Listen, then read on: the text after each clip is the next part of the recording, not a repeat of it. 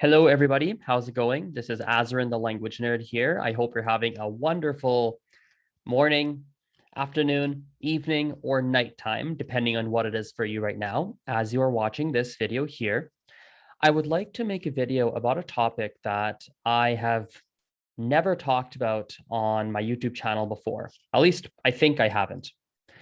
And this video topic is the importance of saving money. Now, I made a different version of this about 2 weeks ago, approximately, for people that work at the Calgary Language Nerds. That is the business that I run. And I thought I would make another version here today that's posted publicly. I want to move through the content a little bit slower, and I want to go through in a little bit more of a thorough fashion so that I can share this video with future people that work at the Calgary Language Nerds, because I believe it to be a very important video for anybody that works at my business, but also for people that don't work at my business and you are just someone outside of the business, right? And you're someone who does something completely different in their life and doesn't work at the business that I run. I think a lot of what we cover today is going to be very beneficial for you as well. I think it's going to be very beneficial for a lot of people that watch this video, regardless of if you work at the Calgary Language Nerds or not. Let me share my screen here.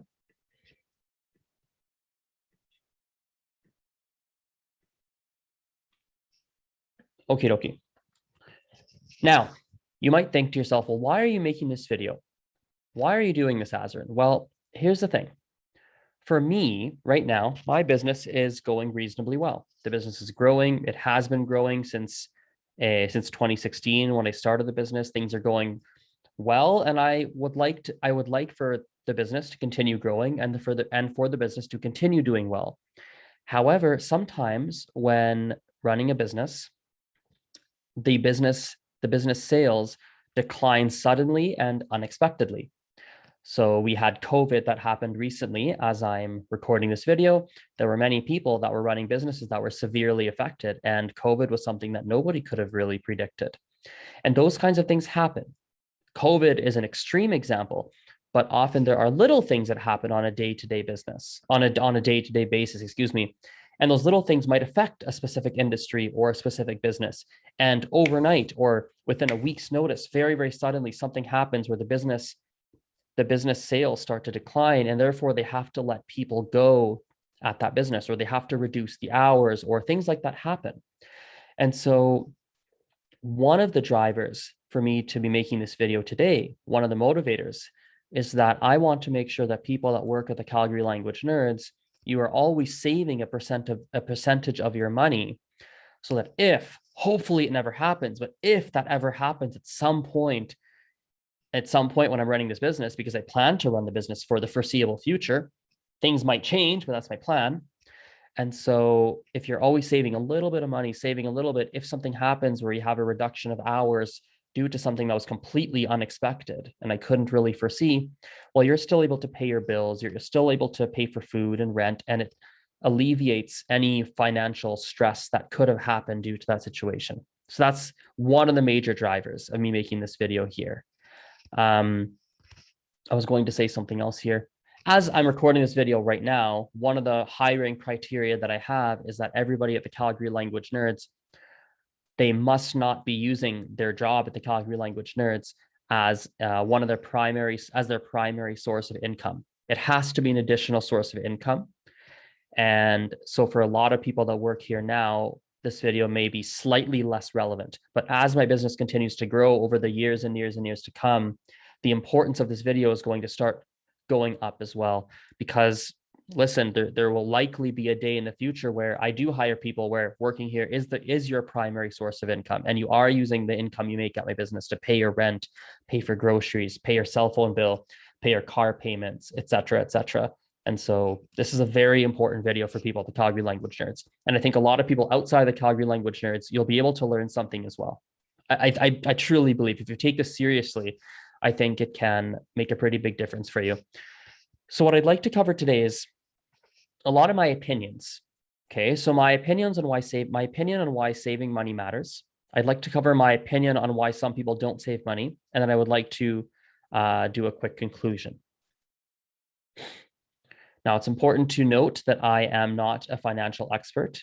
Everything I share today is based on my personal experiences. And before you make any financial decisions, I do believe you should be consulting an expert. And so that is a disclaimer I'd like to share before we begin today.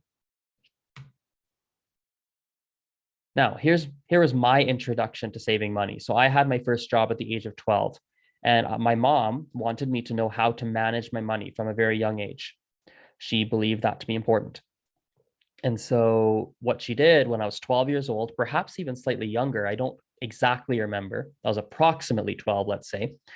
And she taught me a money management system that I still use to this day. And I've just had personal benefits from saving money. I've had personal benefits from it. And so due to those personal benefits, and that I've seen personal benefits for me, I wanted to sort of make this video and share. I wanted to make this video because I think that a lot of the benefits that I've seen, other people can maybe see as well. And not to mention from other people that I've seen that have successfully saved money. I've also seen positive benefits for them. Last but not least, I've seen a lot of people more at my old line of work, actually. I used to run a window cleaning franchise. And for about a year and a half, 2 years, a year and a half full-time, about 6 months part-time, I used to work on the franchisor side of the business. And I would work with lots of franchise owners, and I would work with them on their business financials. And I saw people who did a good job saving money and how that benefited their business and how that benefited even just their personal life. And then I would see people that didn't do as good of a job with managing their money, saving money, and I would see what would happen. And the results were typically not very good.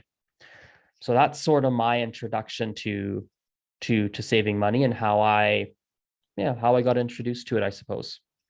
As a fun fact, my first job at the age of 12, I was a soccer referee. So the most important question of today is, why does saving money matter? Well, I've made a list. Let's go through my list based on my experience and some of my opinion, I suppose.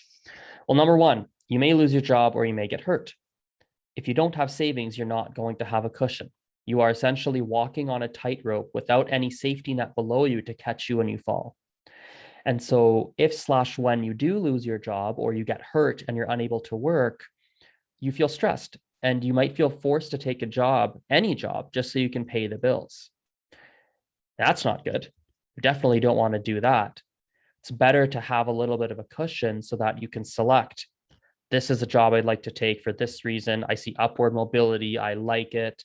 It fits my schedule. I can negotiate the pay a little bit more because I'm not desperate for any kind of work. So that's very, very important. Reason number two, you might have sudden unexpected expenses. And if you don't have savings, you're not going to be prepared for those expenses. Some of those expenses might be something as simple as your car breaks down, as you can see in this little picture here. You might have an expense like your cell phone bill. You might have forgotten that was coming. Lord, that happens sometimes. Who knows what it is? Sometimes a membership you signed up for a year before and forgot to cancel, it kicks in January. Now you've prepaid for another year and you have a $99 expense on your credit card bill. And maybe you weren't expecting that. And so what happens is you need to start compromising your lifestyle to pay for those unexpected expenses. Or even worse, you charge it to your credit card and then you quote unquote worry about it later. That's not good either. Credit card interest rates are very high, and a $100 purchase can very easily end up costing you $140 or something like that. So saving money, if you can be diligent about that, it protects you from the situation. Now, saving money reduces financial stress and improves mental health. That's reason number three. So if you lose your job, or if you get hurt, or if you get hit with unexpected expenses and you have money set aside, it's going to make sure that you can keep your financial stress low, because it has a positive effect on your mental, which will have a positive effect on your mental health and quality of life. Because the alternative is that you'll be very stressed that, oh no, I don't have money, what will I do? So this is quite quite important for your mental health overall. Now, I'd like to change gears a little bit. So the first three reasons I provided, they are defensive reasons. Let me actually go back and explain what that means, defensive reasons. If you're saying that I want to save money because I might lose my job or I might get hurt, you're preparing for a worst case scenario. So the slang term I'm choosing to use is defense, right? It's defense. You're protecting yourself from something. Same with this one here. You might have a sudden unexpected expense. You're protecting yourself from a potential negative situation. This is another form of defense. If the negative situation happens and you have savings, you're protecting your mental health. These are protectionary. Is that a word? Let's call it a word. It's a protection mechanism, I suppose. But here's something really cool. Saving money also allows you to go on the offense. It allows you to start doing things today in the present that improve your quality of life. So it's not all about defense. It's not all about only having a rainy day fund.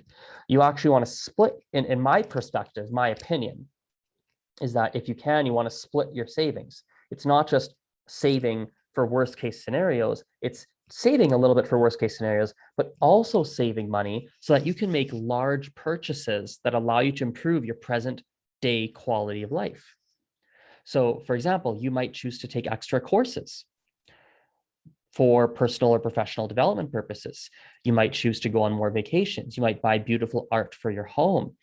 If you save and you understand how to do that, the sky becomes the limit, because if you think to yourself, wow, I would love to have a new fancy car, and you go, okay, I've got to save $20,000 or whatever the number is, okay?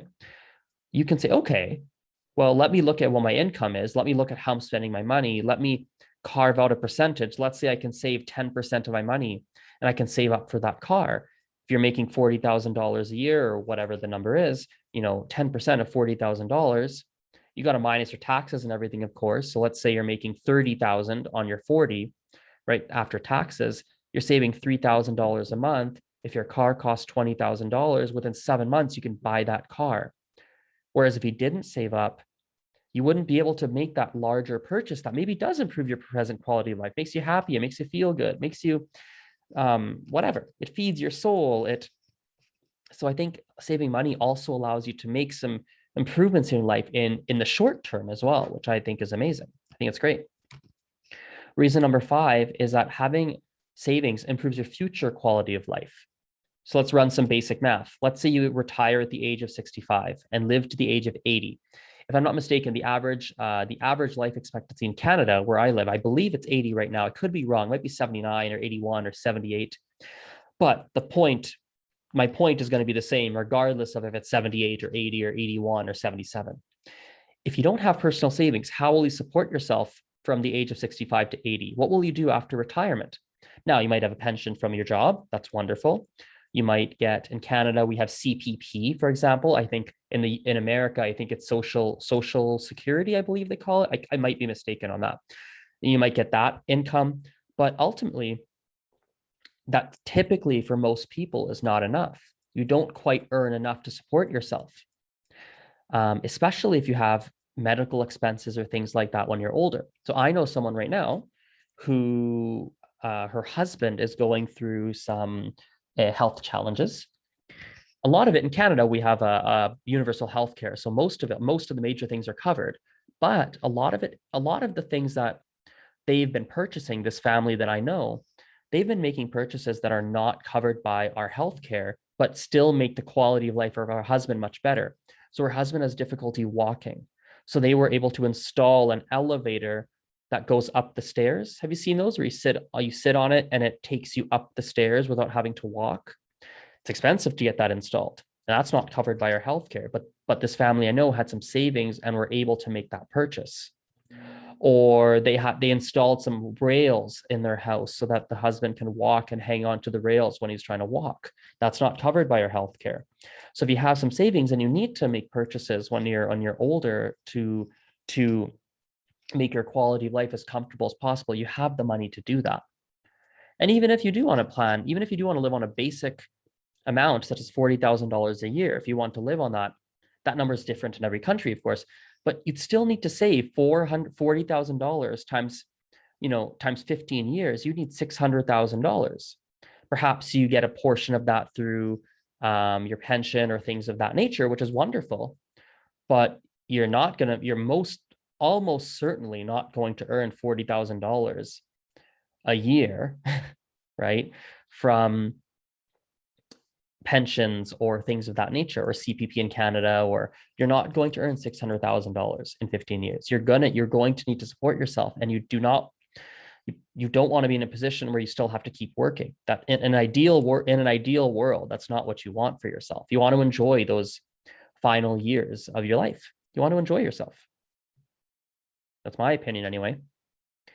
Reason number 6, you can make a positive difference in the lives of others. So I mentioned earlier that when you save money, at least my perspective on it, my opinion is that when you save money, it's not just about having savings. It's about, for instance, you might save some of your money for a rainy day fund. You might save some of your money for retirement, right? I mentioned retirement a moment ago, for your retirement and making sure you're comfortable at the age of 65. You might save some of your money for purchasing things, for saving up for large purchases that makes your lifestyle better in the short term, sort of in a 6-month or 1-year term. Well, you also might save some of your money to give to others, to charities or things of that nature. So, and if you have a financially stable life and you have money left over, which you will if you have a financially stable life, you can use that money to benefit others. You can donate to charities. Heck, you can even give your money directly to people in need that you'd like to give to. Maybe you know someone, you can think of someone, you're like, wow, that person's going to have a hard time paying for the university tuition. Maybe you're 52 or however old you are, and an 18-year-old going to school, and you think to yourself, well, in Canada, like a tuition per year is way cheaper than in America, for example. But let's say, tuition in Canada could cost you $8,000, $9,000 a year. It depends on the program you're in. And you might say, listen, I can maybe give $2,000 to this student that I know, now make the first year of their studies way easier for them. You might even know someone, right? So you'll feel very fulfilled by doing things like that. You'll feel amazing. It's really good for your mental health. And you're going to be a person who not only takes care of yourself, but then takes care of their community, their family, their friends, and you make a positive impact on everybody in your circle. So it's not just about you. It benefits everybody around you if you can be financially stable and you can have that money set aside to help other people.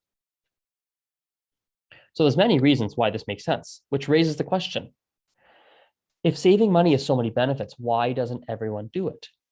Now, here are some of my opinions based on my experiences. Reason number 1, likely no one ever taught you why saving money is important. No one ever has outlined, as I have done right now, 6 different reasons, like whoa, boom, boom, boom, boom, boom, boom. Here's some, in my opinion, ironclad reasons as to why it matters, right? No one's ever done that for you. And so you've never even really thought about it in such a deep way as perhaps you are right now. If that was the case, likely the way that you do treat money in terms of saving and spending, things of that nature, it's likely influenced by friends and family. Likely. When you were growing up, your parents had a certain mentality, or maybe your family had a certain mentality around spending and saving, and that's the mentality you've adopted, perhaps. Perhaps even I remember not that long ago, probably about 4 years ago, something like that. I remember I was 4 years? I can't remember. In recent history, in my adult life, I was hanging out with a new group of friends, and these guys spent way more money than anybody had ever met. So when we would go places, they would go to places that were more expensive. They would spend more money, and I found myself spending more money, and it was influencing me. I had to learn. I enjoyed myself. I liked that group of people very much, but I had to learn how to hang out with them, enjoy their company, but not spend as much money because they were spending more than what I was earning. And I couldn't afford to do that. And it was not good. It really wasn't good. So I had to learn strategies of, okay, I want to hang out with them. And how do I do this so I can save some money still and not spend the amount that they're spending? So I had to figure that out. So maybe you're in a situation like that. That could be something. It could be that having savings is a brand new idea for you, right? Never thought about it before.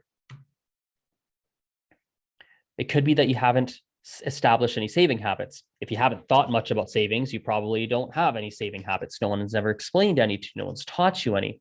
That's not something we're going to cover today because that's, again, I don't have any, what's the word, any formal certifications in financials or things of that nature. So I don't really want to go in that direction today, but no one's ever taught you any. And I do encourage you to go learn what kinds of methods do people use to save their money. I have the method my mom taught me, and of course, but everyone's got their own method, but you need to have some kind of method, in my opinion. And you perhaps haven't established any. Reason number 5, this is the big one. You don't know where your money is going. At my previous line of work, I remember sitting down with somebody and we were looking at their business financials, and the profit on the business was lower than what we would have expected. And I asked him, like, well, where have you spent your money? Like, why is it lower than this? Like, are you paying your employees more money than what I thought you were? Or like, what's going on? And he goes, I don't know. He actually didn't know. And I said, well, do you have your receipts? Do you have like your budget? Do you have it written down? Do you have anything that you could show me how much money you're spending in your business? Or do you even know at all? And he said, no, I have no idea. All I know is that, I've done this many in sales. We had a system we used to track sales and things like that.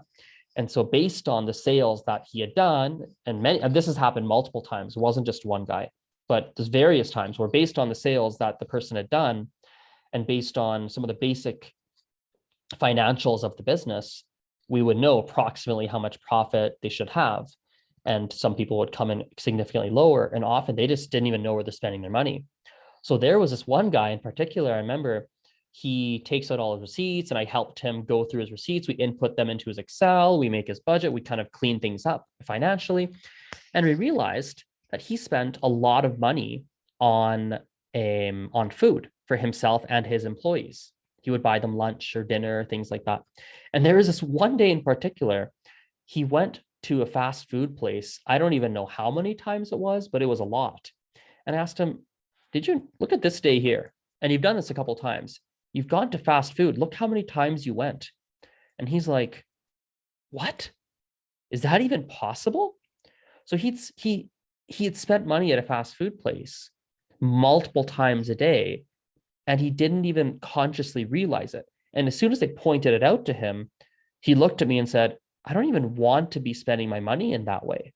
He didn't even want to. So as soon as he became aware of it, now he was able to cut that expense without sacrificing his lifestyle, because he didn't even want to be eating out that many times a day at certain fast food places. He just did it without even thinking. And a lot of people do that. I know another guy, he told me he once had $60 in cash and he spent it on something. And 2 days later, he went looking for that $60 of cash and thought he'd lost it because he didn't remember spending it. And then he realized he spent it. He's like, oh yeah, I did spend it. But then he forgot what he spent it on. So this kind of things happens. Not everybody knows where they're spending their money. For instance, I'm going to stick on this for a little longer. When people get their credit card bills, I know there are people that don't look at what's on the credit card bill. They don't look at the expenses and make sure there's no mistakes. Generally, there aren't mistakes, but sometimes there are. I've gotten my credit card bill. I remember one time I got my bill and someone had used my credit card to buy squash balls. And it was an inordinate number. It was something like 1,000 squash balls or something. And that was on my credit card bill. And I was like, what the heck?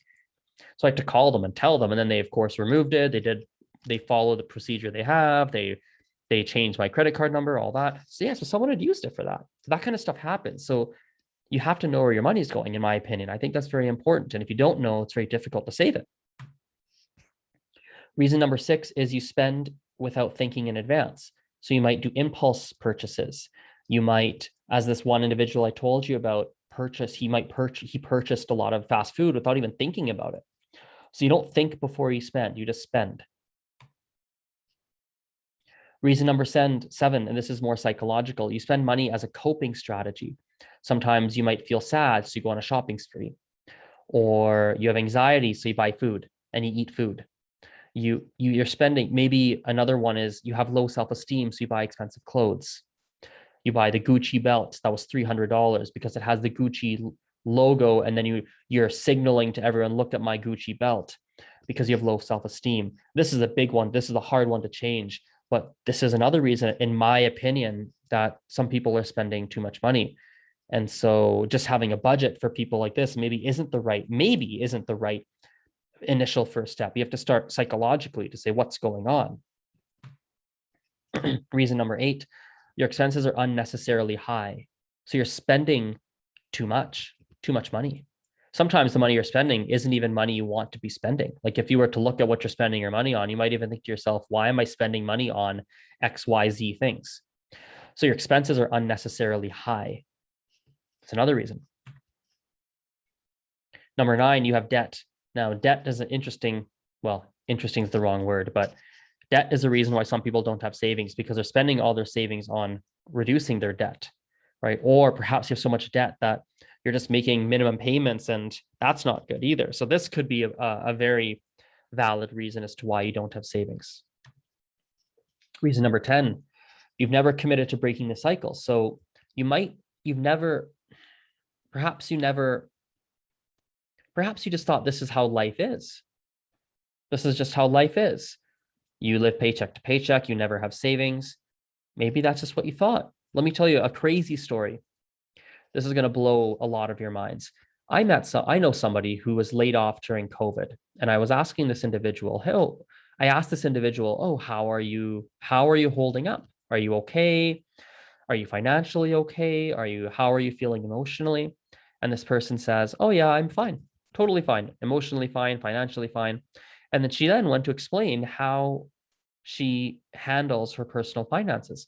And apparently from a young age, from the age of, I don't know exactly what age, but her teenage years, whenever she started to work, her parents told her, you need to save a significant percentage of your money. And most of it, almost all of it, except for the bare minimums of what she would need to hang out with friends or things like that, almost everything went into a savings account. And she just saved it. When she got her first full-time job, she was still living at home. And her parents said, listen, let's throw a number out there. Let's say it's $40,000 a year, 30,000, whatever the number is. They said, listen, don't pay rent, don't leave, don't pay your food, give all that money, save most of your money. And she did that. And I think she did that until, I don't know exactly what age, but she had saved up by doing this. She had saved up in, roughly speaking, let's say 5 to 10 years, probably more than 5 years, actually. I think she did that until the mid-20s, which is when she moved out. So she worked full time for a few years, saved the bulk, like 75%. So I don't know the exact percentage because she didn't tell me and I didn't want to ask. But let's say 50 or 75% of her income. She said most of it is what she told me. That's got to be at least 50%, probably more. So she saved it for a few years, plus all the part-time job income she had from when she was a student or when she was a young adult and worked at university, for example. And she said that, yeah, I have my full-time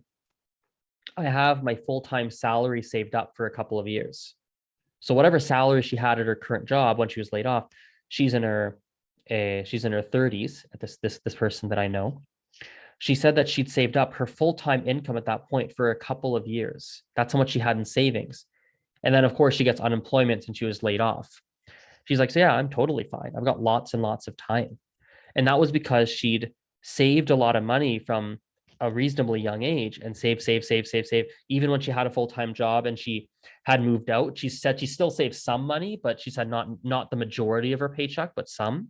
So she's still adding, and that allowed her, when she was laid off, to maintain good mental health, not be stressed, not be desperate for a job, live a comfortable life. In fact, she sort of just took a vacation at home. She wasn't in a rush to find work because she had lots of money saved up.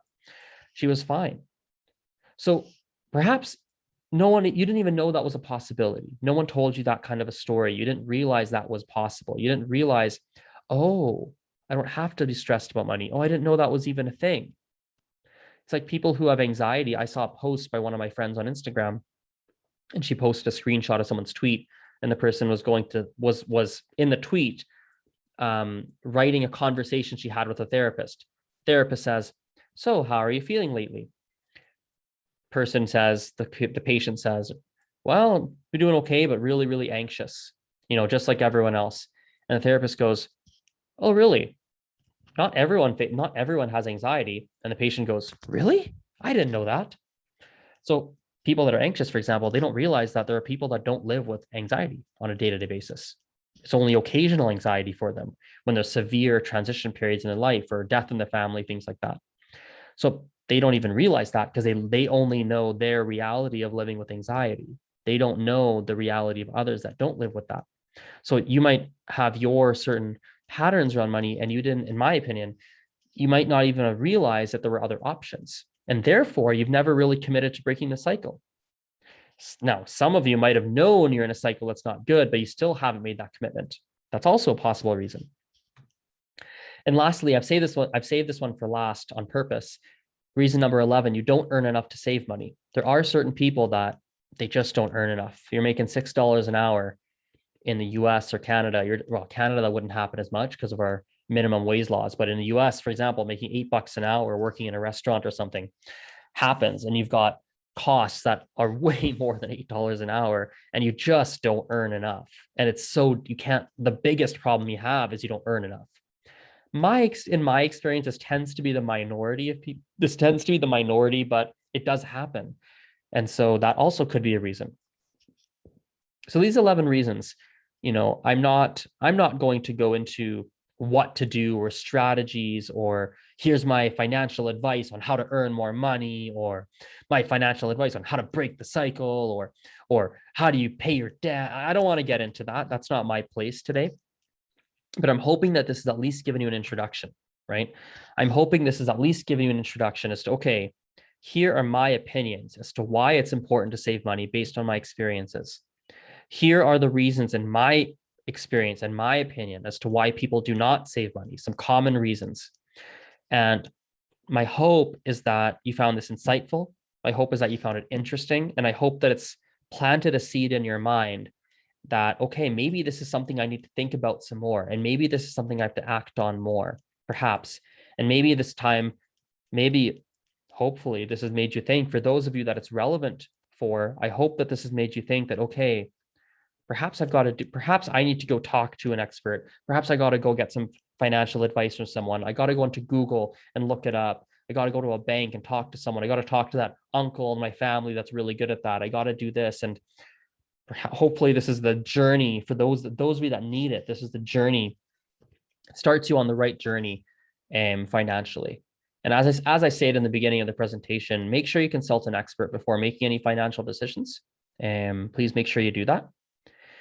And if you're working at the Calgary Language Nerds and you're watching this video, because I sent it to you and I asked you to watch it, what I ask of you is that, especially if you're relying on this income, especially, even if it's additional, but especially if you're relying on the income, I implore you to save as much of the money as you possibly can. You'll have to talk to an expert to figure out, or you need to look at your own budget to figure out what that is, how much that is, what can you afford, and it's different for everybody, but please save as.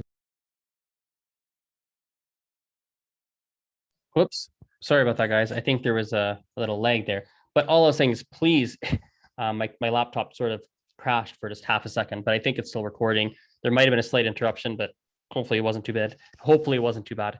Anyway, all I was saying is, if you're working at the Calgary Language Nerds, please, I highly encourage you to save a percentage of your income because, you just never know. I hope you never have a reduction in hours. I hope my business continues to grow. I plan for that. I work as hard as I can for that, but I just never know, right? Sometimes things happen that are out of your control. Heck, you might get hurt. Who knows what happens, right? And so having that savings is going to be very, very, very, very important. So, okay, everybody, I hope you enjoyed this. Hope it was useful for you, and we'll chat soon. Bye-bye. Have a nice day.